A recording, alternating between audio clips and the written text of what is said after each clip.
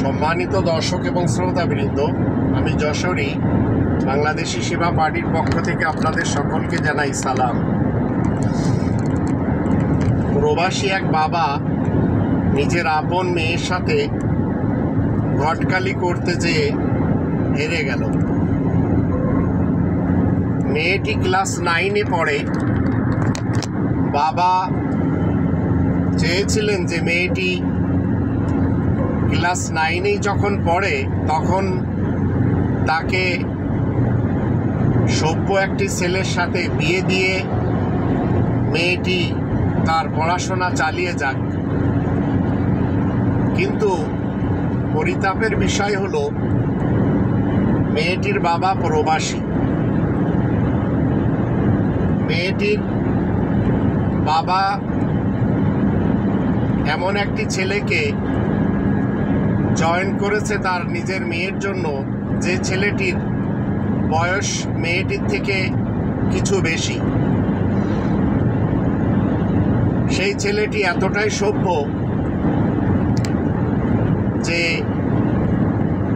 তার মায়ের চিকিৎসার জন্য ছেলেটি বিবাহ করেনি। তার বিবাহ করার জন্য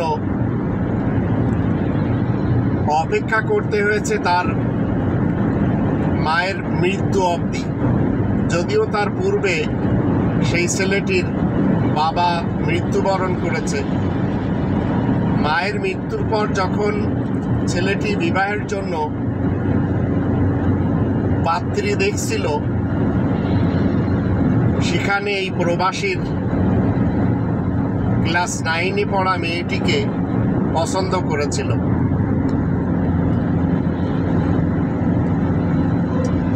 প্রবাসী যখন তার স্ত্রীকে বুঝায়, তো স্ত্রী প্রথম থেকেই তার বাবার বাড়ির লোকদের সাথে বেশি প্রাধান্য দেয়, যার ফলে সে তার মেয়েকে বুঝায় যে এই ছেলেটির বয়স বেশি, এখানে বিবাহ করা যাবে না। প্রবাসী তার মেয়ের জন্য সব দিক থেকে এই ছেলেটিকে পারফেক্ট পেয়েছিল, শুধু বয়স একটু বেশি। প্রবাসী যখন বিবাহ করে তো প্রবাসীর বয়স ছিল 35, প্রবাসীর স্ত্রীর বয়স ছিল 12 সাড়ে 12। কিন্তু ক্লাস 9-এ পড়া প্রবাসীর মেয়েটি এতটাই চালাক হয়ে গেছে যে সে তার বাবার সাথে বার্গেনিং শুরু করে দিল যে না, আমি এখন বিবাহ করব না, ম্যাট্রিক পাস করার পরে চিন্তা করব।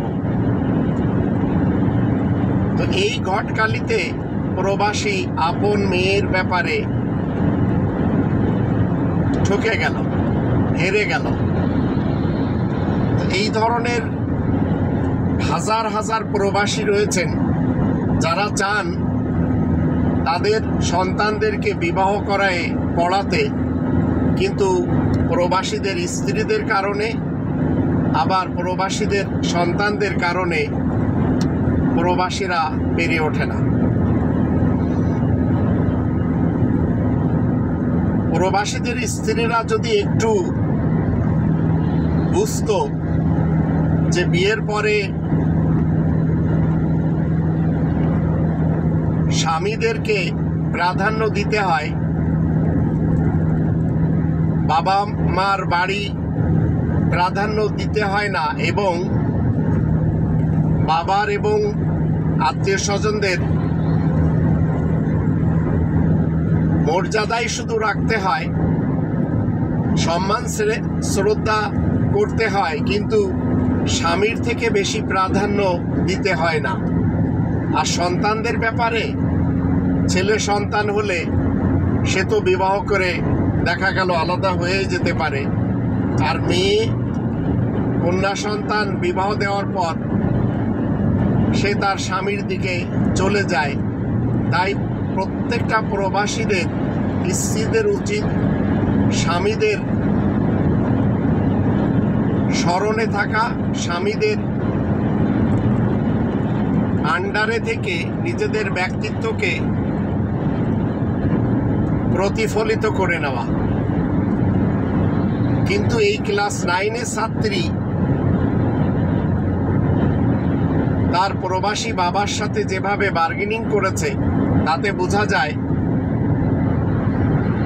এই ধরনের মেয়েরা যারা প্রাইমারি থেকে হাই স্কুল গিয়েছে, হাই স্কুল থেকে আবার যখন কলেজে যাবে আর বিয়ের বয়স পার হওয়ার পরে যখন এই ধরনের মেয়েরা, প্রবাসীদের মেয়েরা যারা স্কুলের পুরুষ টিচারদের কাছে পড়াশোনা করে, পুরুষ টিচাররা কোনোভাবেও এই সব বালেক মেয়েদের দিকে ভালো দৃষ্টিতে দেখে না।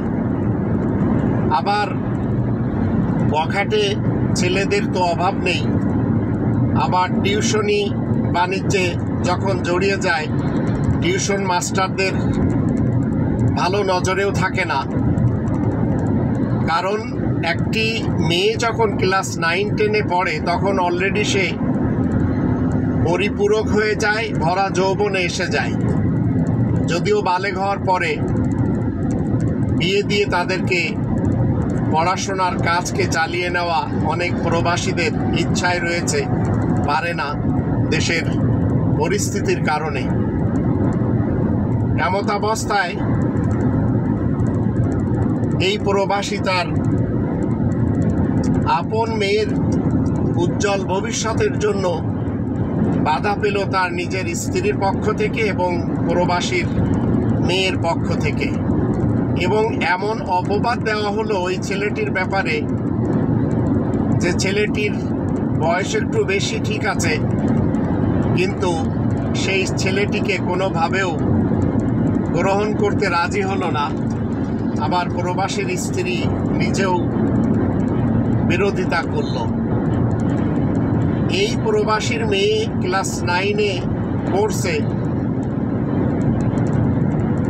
যখন বাবা চাইল যে তাকে বিবাহ দেওয়ার পর পড়াশোনা চালিয়ে নেবে, তো যখন এই মেয়ে তার বাবার সাথে বার্গেনিং করলো আর বাবা আপন মেয়ের ঘটকালিতে ফেল হয়ে গেল, তো এই ধরনের প্রবাসীর মেয়ে বা মেয়েদের জানতে হবে যে তাদের ভবিষ্যৎ কোনোভাবেও হয়তো উজ্জ্বল হবে না। কারণ এই বাবা আর কখনো নিজের আপন মেয়ের জন্য ভালো কোনো ছেলে খুঁজতে যাবে না। আর যখন বাবার অজান্তে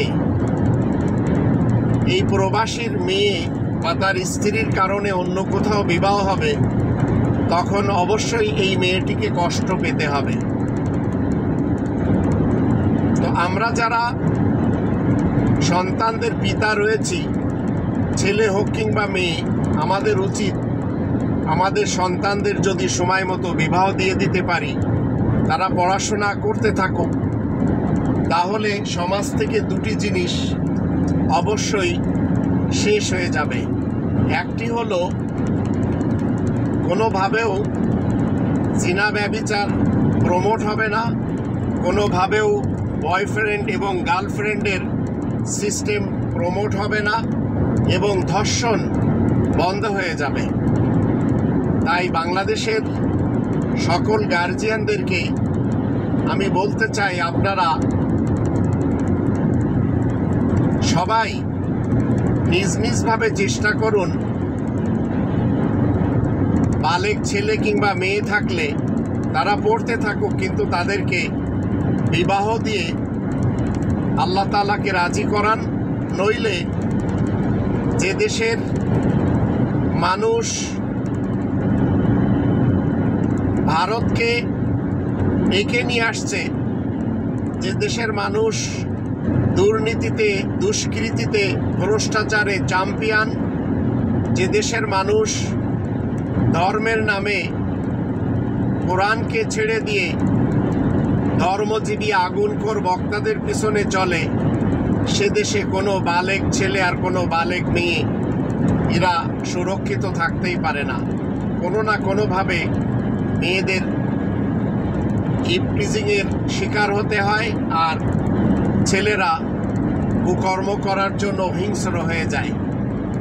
আল্লাহ আমাদের সবাইকে বুঝার তৌফিক দান করুন। ওমা আলাইনা ইল্লাল বালাগুল মুবিন।